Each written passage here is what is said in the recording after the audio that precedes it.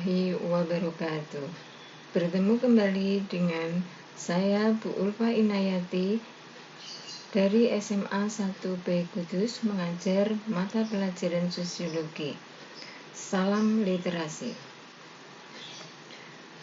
Anak-anakku, untuk pertemuan yang kelima, KD yang pertama, karena kita masih dalam pembelajaran jarak jauh PJJ, kita tidak bisa bertemu tatap muka secara langsung, sehingga Bu Ulfa membuat video pembelajaran ini. Pada pertemuan kali ini, materi yang akan kita bahas adalah mengenai proses perubahan sosial. Marilah kita awali pembelajaran pada kali ini dengan membaca basmalah bersama-sama. Bismillahirrahmanirrahim.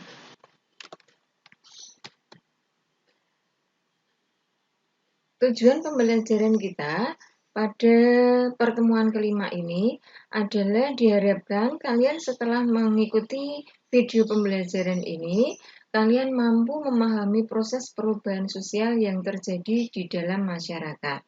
Pada pertemuan kita yang kemarin, kita sudah membahas mengenai konsep perubahan sosial, mengenai faktor-faktor perubahan sosial, teori-teori perubahan sosial, sampai pada bentuk-bentuk perubahan sosial.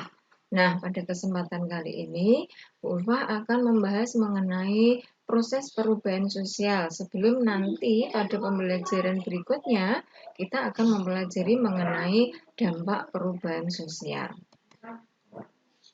Oke, kita mulai langsung. Proses perubahan sosial yang akan kita pelajari ada 4. Yang pertama adalah difusi, yang kedua akulturasi, yang ketiga asimilasi, dan yang keempat adalah akomodasi. Oke, satu persatu akan kita bahas. Yang pertama adalah difusi. Yang dimaksud dengan difusi yaitu proses penyebaran unsur-unsur kebudayaan. Proses penyebaran unsur-unsur kebudayaan ini bisa berlangsung antar individu yang masih ada dalam satu masyarakat yang bersangkutan, bisa juga terjadi penyebaran unsur kebudayaan dari masyarakat yang satu ke masyarakat yang lain. Sehingga difusi ini macamnya ada 2, yaitu difusi intramasyarakat dan difusi antar masyarakat. Nah, ini contohnya. Difusi intramasyarakat ini berarti proses penyebarannya dari individu yang satu ke individu yang lain, masih dalam masyarakat yang bersangkutan. Sedangkan kalau difusi antar masyarakat berarti difusi yang terjadi antara masyarakat yang satu dengan masyarakat yang lain. Contohnya di sini ada turis-turis asing yang belajar tari Bali di Indonesia. Oke, proses difusi sendiri ini ada 3 macam bentuknya. Yang pertama adalah penetration pasifik atau perembesan damai. Artinya, masuknya unsur-unsur kebudayaan ini secara damai, tanpa adanya kekerasan. Sehingga hal ini bisa membawa kemajuan bagi masyarakat yang bersangkutan. Yang kedua, penetration violent atau perembesan dengan kekerasan. Artinya, masuknya unsur kebudayaan baru secara paksa dengan kekerasan, sehingga karena dipaksa untuk menerima unsur kebudayaan baru ini, hal ini dapat merusak kebudayaan masyarakat penerima. Nah, contohnya, penetration pasifik, contohnya adalah masuknya agama Islam di Indonesia yang disebarkan oleh para pedagang dari Gujarat, di mana mereka melakukan perdagangan di Indonesia. Kalau mereka berdagang itu tidak hanya sehari, 2 hari, seminggu, 2 minggu, sebulan, 2 bulan, bahkan sampai bertahun-tahun. Sehingga mereka banyak berdomisili di Indonesia, sambil mereka berdagang, mereka juga menyebarkan agama Islam di Indonesia. Dan agama Islam ini di Indonesia diterima dengan damai oleh masyarakat Indonesia. Nah, yang berikutnya ini adalah gambar perembesan dengan kekerasan, penetration violent. Misalnya, masuknya unsur-unsur budaya barat yang dibawa oleh para penjajah pada zaman dahulu. Misalnya adanya tanam paksa yang dibawa oleh penjajah Belanda maupun Jepang. Oke, proses difusi yang ketiga adalah simbiotik. Simbiotik dibagi menjadi 3. Yang pertama, simbiotik mutualistik. Yang kedua, simbiotik komensalistik. Dan yang ketiga, simbiotik parasitistik. Simbiotik paramutualistik. Artinya, masuknya unsur-unsur kebudayaan baru yang menguntungkan kedua belah pihak. Contoh, kita banyak sekali menerima unsur-unsur budaya maju, teknologi maju dari negara barat. Kita membeli teknologi-teknologi baru dari negara barat, kita ambil alih di Indonesia, kita mendapatkan keuntungan karena kita bisa memanfaatkan teknologi baru tersebut. Sedangkan masyarakat barat ini juga mendapatkan keuntungan dari profit penjualan teknologi baru tersebut. Sehingga hubungan antara Indonesia dengan negara maju ini termasuk simbiotik mutualistik. Yang kedua, simbiotik komensalistik. Artinya masuknya unsur kebudayaan baru di mana satu pihak ini diuntungkan tetapi pihak lain tidak diuntungkan dan tidak dirugikan. Contoh, ini banyak terjadi di negara-negara lain di mana di situ ada warga negara Indonesia yang berdomisili di sana. Misalnya yang pernah terjadi di Amerika Serikat itu ada komunitas orang-orang Indonesia yang tinggal di sana. Di sana mereka mengadakan pertunjukan seni budaya Indonesia. Dibuat pertunjukan di sana, di mana yang memainkan orang Indonesia, mendatangkan orang Indonesia, keseniannya juga kesenian orang Indonesia, di mana di situ bangsa Indonesia mendapatkan keuntungan, di mana keuntungannya adalah kita bisa melestarikan budaya kita di negara-negara lain. Sedangkan negara lain tersebut juga tidak diuntungkan dan juga tidak dirugikan.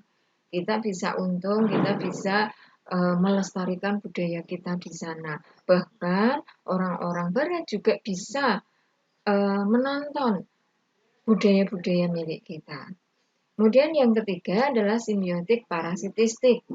Satu pihak diuntungkan tetapi pihak lain dirugikan. Contoh, perdagangan narkoba.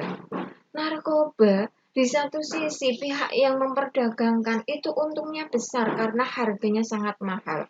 Tetapi di sisi lain orang yang membeli atau menggunakan narkoba tersebut, dia akan dirugikan karena akan merusak kesehatan orang yang memakai narkoba tersebut.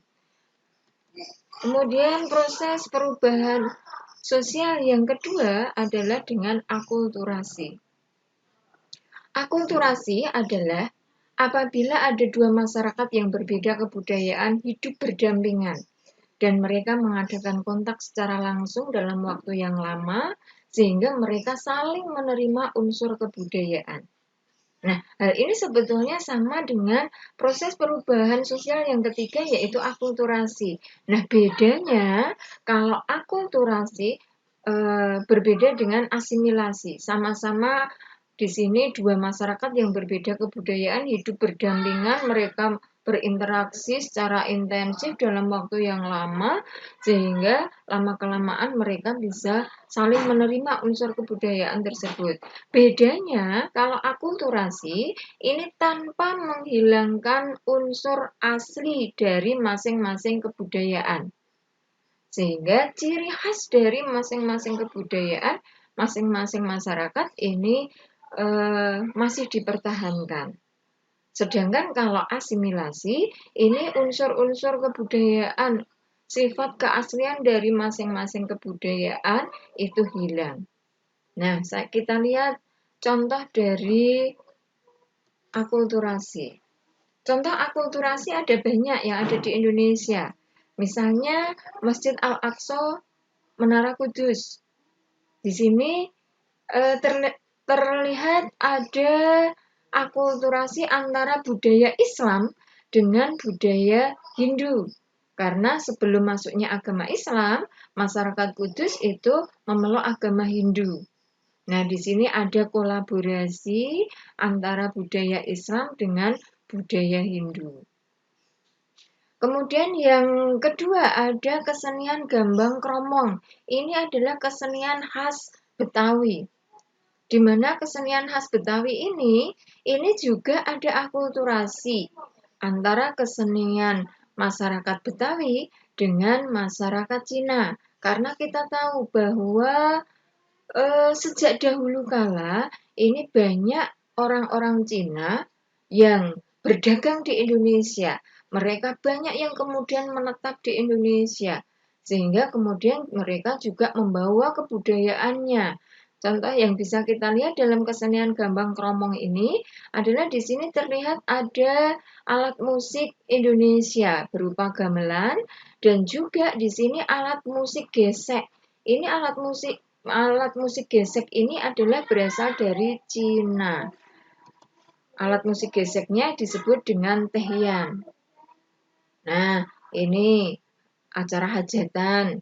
Ini juga merupakan akulturasi antara budaya Indonesia dengan budaya Islam. Cagar budaya Candi Borobudur ini juga merupakan